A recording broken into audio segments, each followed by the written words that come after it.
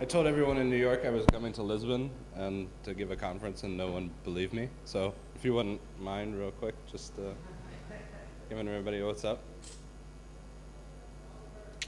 Awesome, thanks.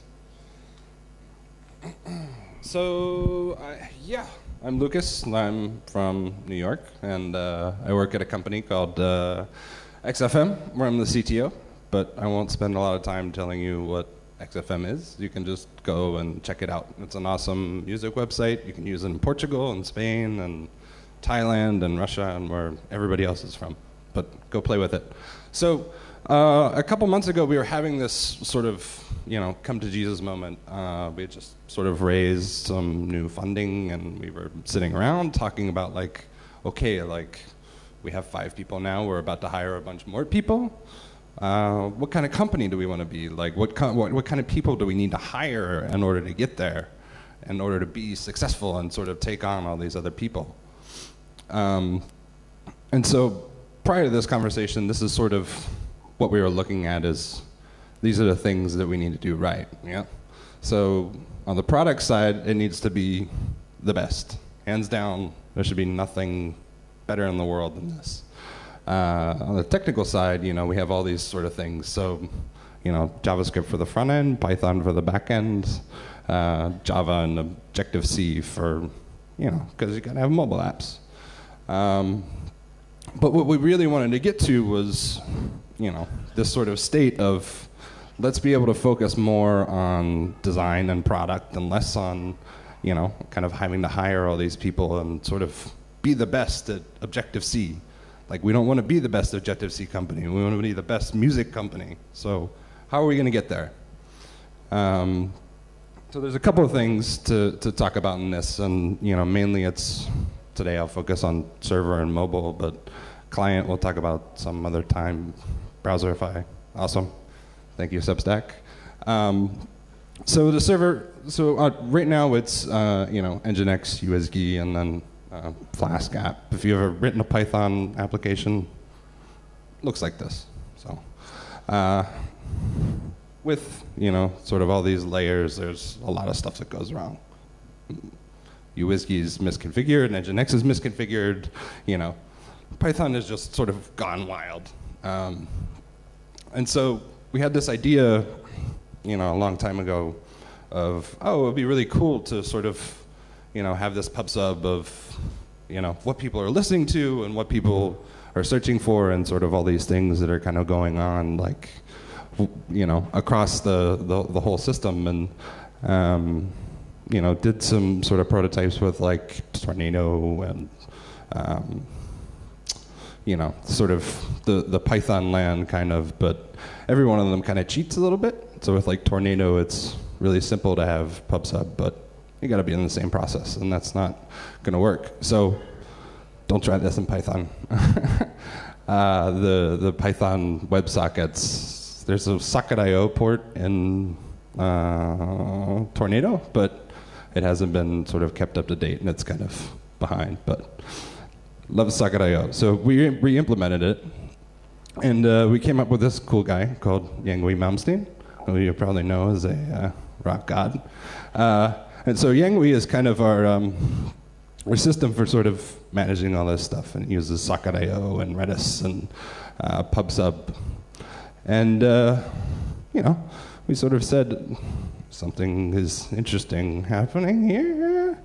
And so then we started to think about, like, okay, like, how do we take our Python app and, like Paulo said earlier, like, how do we decompose these things? So what we're working on now is kind of, all right, let's split all this stuff up and, remove kind of the dependencies between them. Each of these is sort of its own guy, and they're all really cheap.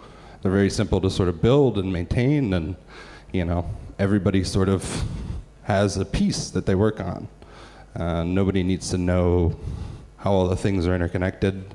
And you feel like you're really contributing to a project when you sort of decide, like, okay, here's how metadata is going to work. Here's how search is going to work. And of course, you know, it makes it really easy to test. Like we've all had those sort of monolithic, you know, Selenium tests that take like 3 hours to actually run, which it does now. So, but these tests, you know, end up taking like, I don't know, 2 seconds. But overall, it's, you know, we're all sort of much happier with this kind of development process. And so, on the mobile side, we had this really awkward moment where, you know, we have native Android apps and we have native Python or native iOS and native Android apps. But we said to ourselves, you know, our mobile website's a hell of a lot better. You know, we update it all the time. We add the new features. It's not like, you know, we get rejected for some random reason. And basically what we started to come up with was this sort of equation of, you know, why it was better.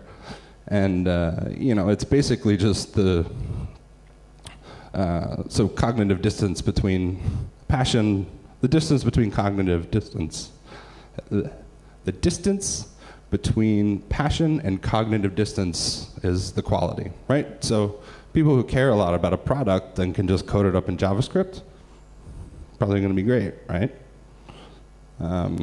So this got us thinking a little bit more, like, why don't we just hire a bunch of iOS and Android developers? That's, you know, we're a small startup. That's not really an option for it. We don't really have time to bring in these people who just work on one single thing, right? Like, we want to have great mobile experiences, but I can't put somebody on a payroll just to work on an Android app a couple hours a week.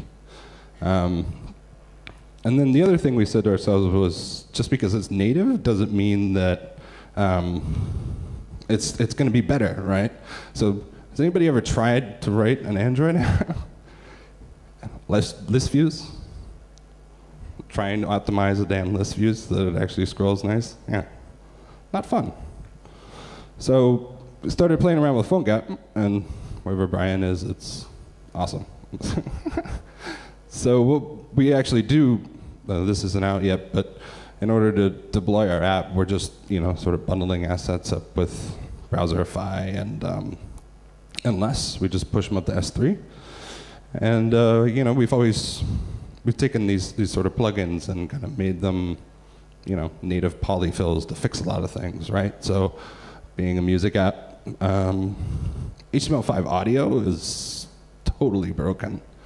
I don't know how many people have actually played with it, but on mobile in particular, it's like the worst. So we started this project. It's a PhoneGap plugin, and it's for iOS and Android, and we remove sort of the sticky bits around how all this stuff is actually supposed to be glued together. So if you're interested, check it out. Just as a side note on the PhoneGap front, Firebreath is a project that nobody knows about, but it's actually really amazing. So it makes building like NP API plugins like drop dead simple. It's kind of like PhoneGap for like your browser. So if you want to do something really crazy in C and just experiment with like level DB, you know, try it. It's really fun. So through all this, you know, we have sort of a lot of things that we've learned, and a lot of questions that people have sort of asked me about this whole kind of crazy process. And, you know, do you really want like front-end developers working on the back end? And yes, absolutely. You know, really with what we're kind of working on, it's like it's 90-10, right? So render a template, call some API. The 10% is, you know, hard networking stuff, which the Node.js guys and Substack and everybody else will take care of. And for the client-side guys, they really get to know like how the sausage is made, right? Do you have that? Do you have that expression here? Know how the sausages get made? No? Huh? But really, it's, you know, it's about like implementing it yourself. Like, you don't have to sort of go to somebody else and say like, hey, can you do this for me on the Magic server? And for people like me, like it's removed like this miserable time sort of spent context switching between front end, back end, JavaScript, Python, Java, but, and this is a big but. So we had really sort of two problems that we ran into when we tried to actually get this kind of rolling, and people kind of freaked out. So front end people, I know there's a lot of you here, and apparently you have a massive fear of a database. I don't know why. But it's like spiders. Like the first time we showed this idea to a lot of the people, it was like, spiders covered in spiders that are electronic. Like, what's going on here? And so, showed this little bit of code, and what's the difference? jQuery, DynamoDB, CouchDB, whatever it is. Tarantulas aren't poisonous, so guess what? Don't be afraid of databases. Don't be afraid of tarantulas, okay? And obviously, like the big one that everybody sort of runs into is coming from the Python side or the Java side, just sort of getting used to async, and nesting upon nesting upon nesting, like we just heard about. So early on, it's important to think about like flow control and how you're going to sort of lay this stuff out in your style guide. There's a nice library called Futures. It has a lot of stuff in it. A lot of people use async as well, async series, but Futures is a little more broken down, a little handier in a lot of ways. But seriously, use promises. Like, don't pass raw callbacks all over the place, or the Python people will be terrified. And a nice one for that is a library called When. We actually have a fork of it, but that's the main one. But the nice thing about it is it actually works with jQuery deferreds, so you don't really have to worry too much about what's going on. Having sort of different sort of interfaces between the client side and the backend side. Like, we want to make it kind of as seamless as possible. So definitely check that one out. But overall, this process has been something that's not instant in any way, right? Like, it does take some sort of retraining and trying to get people to think about these things in a different kind of way, right? But like some people, it's immediate. They know like right away, like, got it. jQuery, Dynamo, done. Other people, it can take a little bit more time, and you sort of have to coax them through it. But overall, it's been totally worth it. All of our code's much better. Is that stretch? So yeah, we have a lot better code, runs better, infrastructure's better, everybody's happier. We all work in one language, and that's pretty much all I got. So if you have questions, come find me.